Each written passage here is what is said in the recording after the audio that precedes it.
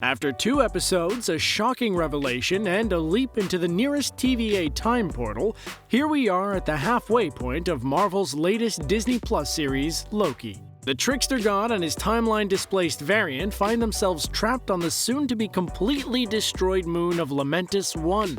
The result is a solid 40 minutes of pure teeth-gritted teamwork between tricksters, and a few Easter eggs for us to pick out. So settle in, try not to think too hard about imminent doom, and enjoy the egg hunt. What is a Marvel Studios production without at least a few callbacks to the movies that came before it? This franchise is so big by now that there is plenty to look back on and reference, poke fun of, or repeat, and Thor's branch of the MCU is no exception. I mean, let's not pretend that it isn't pretty funny to see that Thor and Loki, the adoptive brothers that they are, do have some similarities, as demonstrated when Loki repeats Thor's awesome "another" gag from the first Thor movie. This drink, I like it. I know, it's great, right? Another! Another!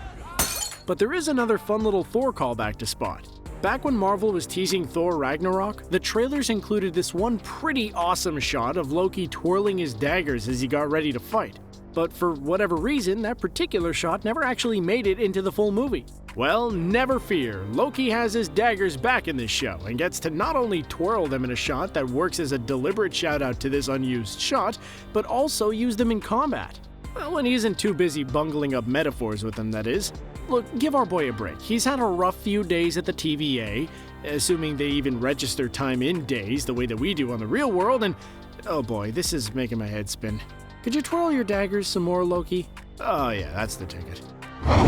So as it turns out, Loki jumping through that portal to follow the variant wasn't the smartest of ideas. Not only does the ensuing fight, fun as it is to watch, end up breaking the temp pad, which makes returning to the TVA impossible, it also manages to get both of them stuck on the inhabited moon of Lamentis 1 in the year 2077, mere hours before the actual planet of Lamentis is set to collide with it. Talk about absolutely rotten luck. Now, Marvel being Marvel, they obviously didn't just come up with a new name for a planet or its moon for this episode. Why would they when Marvel's space is as immense as it is and has plenty of planets to choose from? Although, the word lament does mean expression of great sorrow, so even if it was a new name, it would actually fit a soon-to-die moon pretty well. No, instead, Lamentis is actually the name of a small planet found at the outskirts of the interstellar Kree Empire.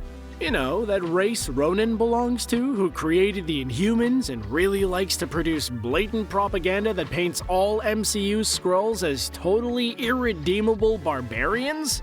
Yeah, that Kree Empire. Lamentis itself only appeared once, in the prologue to the comics event Annihilation Conquest, when Phyla-Vell, one of several characters going by the superhero name of Quasar, assisted in rebuilding the planet after it was devastated by the Annihilation Wave. Huh, didn't the show already reference Quasar in the last episode by setting the opening scene in Wendell Vaughn's hometown of Oshkosh, Wisconsin? Either Kate Herron is a massive Quasar fan, or Marvel is planning something with the character and being way more sneaky about it than usual. Or maybe I'm just overthinking some simple quick shoutouts. Yeah, that's totally also an option. Okay, so maybe this would have made for a more shocking reveal if Disney hadn't kinda, sorta, maybe accidentally tipped their hand in the credits of the last episode, but all the same, this one confirms it. The Loki variant that the TVA has been chasing is not simply Lady Loki as fans had predicted, instead she's a character named Sylvie.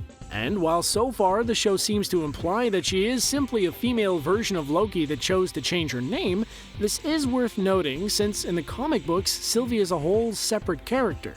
More specifically, Sylvie Lushton was the second woman to take up the supervillain identity of Enchantress, previously held by the Asgardian Amora, known for her skills in magic, mind manipulation, and seduction.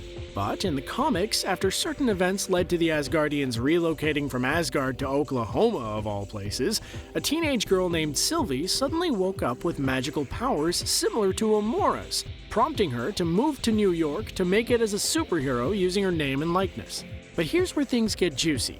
As it turns out, her powers were actually given to her by Lady Loki, who muses that she enjoyed the idea of creating a mortal who suspects that she's Asgardian, and later events further imply that Sylvie was outright created by Loki rather than simply being granted superpowers. So far, it's unclear which of these origins are the truth, and there's no telling yet how it will relate to the MCU version, especially as she appears to be a fair bit older than her comic book counterparts. Oh, and also, Sylvie was, if very briefly, a member of the Young Avengers. So, now we can lump her right in with Cassie Lang from the Ant-Man films, Billy and Tommy from WandaVision, and Eli from The Falcon and the Winter Soldier on the list of Young Avengers shoutouts the MCU have given us so far. And we know that Kate Bishop is slated to appear in the upcoming Hawkeye show, so here's hoping. Well, if you're going to be stuck together on a moon that's about to be destroyed and kill every single inhabitant on it regardless of any escape attempts, you might as well spend some time getting to know each other, right? As Loki and Sylvie discuss each other's romantic exploits, Sylvie briefly jokes that across her time-traveling adventures, she managed to maintain quite a serious long-distance relationship with a postman whilst running across time from one apocalypse to another. While it's clear that she's just grilling Loki a bit by giving him a nonsense answer, this sounds too similar to a specific movie to be a coincidence. That movie being 1997's The Postman, directed, produced by, and starring Kevin Costner. Here, Costner portrays a drifter who, wearing a postman's uniform and carrying a mail bag, starts to inspire hope in the survivors of a post-apocalyptic Earth in the year 2013. Considering last episode's shoutout to David Fincher's Seven from 1995, the reference to the Marvel 2099 line of comics, and Agent Mobius' love of Josta Cola, it's starting to look like Loki showrunner Kate Herron has quite a bit of love for the 90s that she likes to cram into every episode. Even if The Postman flopped hard and managed to go and win itself a Razzie that year.